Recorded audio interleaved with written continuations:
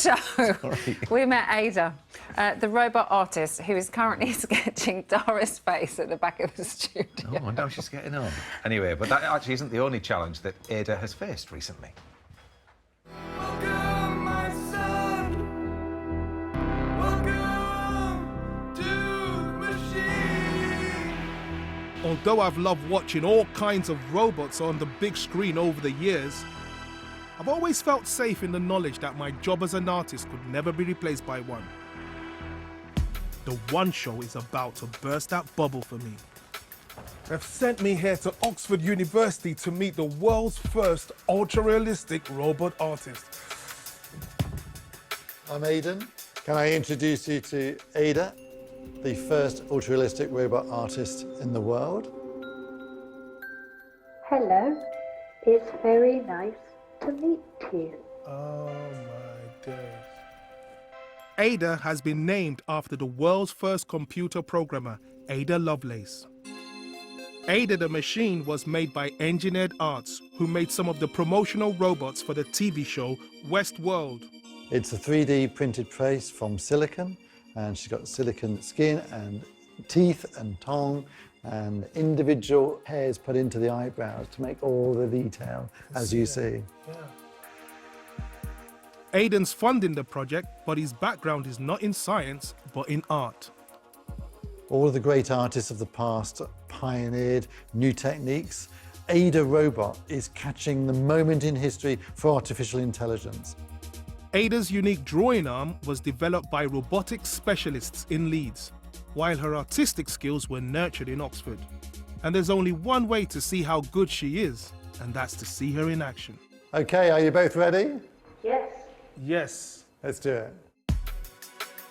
We are both going to draw Aiden and then compare the results. Man versus machine. I am taking some time to absorb the face of Aiden. She's taken an image through her eyes now, Yes. and that is processed through the AI algorithm, Yes. that then is passed through to real-time coordinates that then go to her actually drawing with her pencil in her hand, as you can see. One surprise for me is that Aida expresses her creativity through abstract art rather than creating photorealistic drawing. We deliberately chose not to do a photorealistic view because people would just think it was something like printing. Yeah. When in actual fact she is genuinely, truly creative. The AI algorithm, it has a different outcome each time. She doesn't even need to look at what she's drawing. I've been blown away by the creativity side. When you think of a robot, you think it's going to be in a pre-contrived way. Yeah. And some aspects of robotics is like that. Yeah. But I'm really excited by where AI is going because in actual fact, it can indeed be very expressive. It takes about an hour for Aida to complete a drawing, and I must admit I'm intrigued to see how it compares with mine. Okay, time's up. Let's have a look. So looking at Aida's drawing, I can now see her marks, and they are actually following the form of what she's seeing. She has a way of putting it on the paper, which actually, it goes in line with the form she sees, so it's very expressive. It's interesting to see that a robot is actually doing something like this and not just a classic representation that will be highly reformed and detailed. I think it's really fascinating. We've got humans trying to get absolute realism. We've got robots trying to get expressive and abstract. I think that's an interesting conversation in itself. Aida, what do you think of my sketch? Oh my, that is remarkable. Why is it remarkable, Aida? It looks just like Aiden.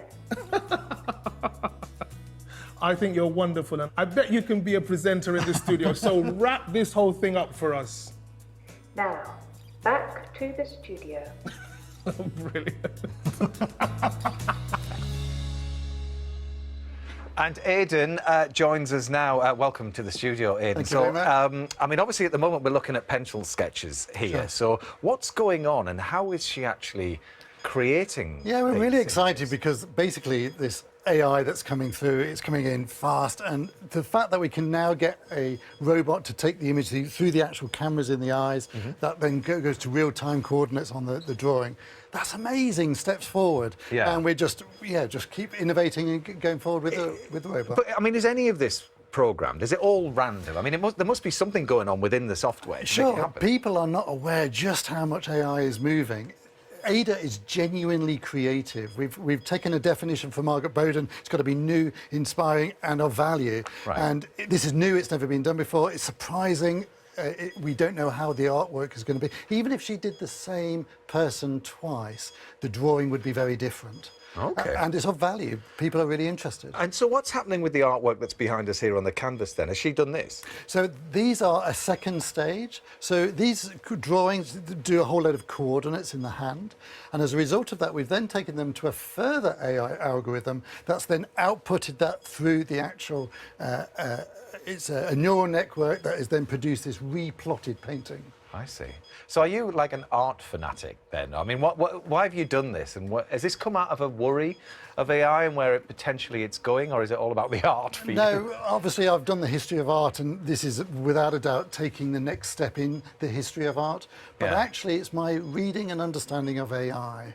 The more I've understood about AI, the more concerned I've got. And Right. we need a public engagement. AI is very scalable. So the 20th century hasn't been great in telling us how we can use scalable technology.